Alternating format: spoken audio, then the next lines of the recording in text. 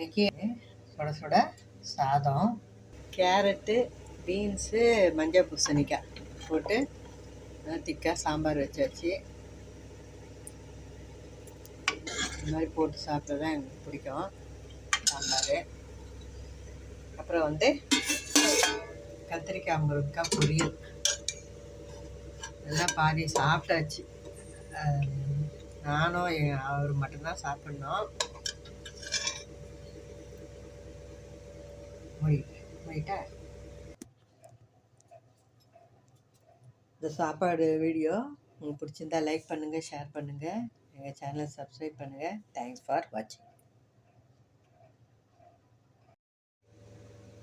Welcome to அம்மா சமையல் ஆரோக்கியம்.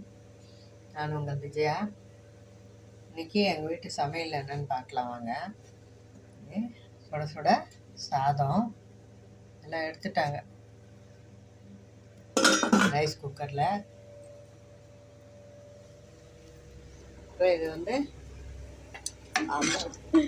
கொஞ்சம் தான் கேரட்டு, பீன்ஸு, மஞ்சள் பூசணிக்காய் போட்டு திக்காக சாம்பார் வச்சாச்சு.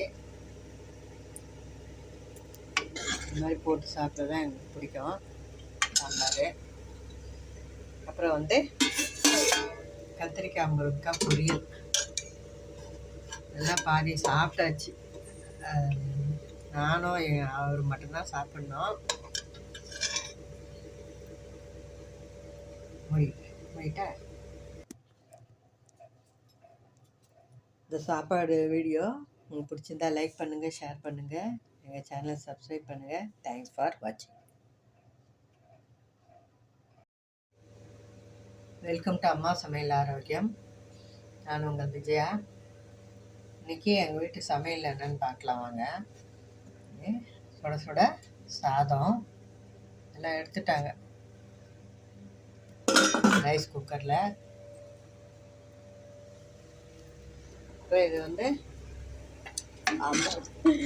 கொஞ்சம் தான் கேரட்டு, பீன்ஸு, மஞ்சள் பூசணிக்காய் போட்டு திக்காக சாம்பார் வச்சாச்சு. இந்த மாதிரி போட்டு சாப்பிட்டா தான் எனக்கு பிடிக்கும் சாம்பார். அப்புறம் கத்திரிக்காய் முருங்கைக்காய் பொரியல் எல்லாம் பாதி சாப்பிட்டாச்சு. நானும் அவர் மட்டும்தான் சாப்பிட்ணும். முடிட்டா இந்த சாப்பாடு வீடியோ உங்களுக்கு பிடிச்சிருந்தா லைக் பண்ணுங்கள், ஷேர் பண்ணுங்கள், எங்கள் சேனலை சப்ஸ்கிரைப் பண்ணுங்கள். தேங்க்ஸ் ஃபார் வாட்சிங்.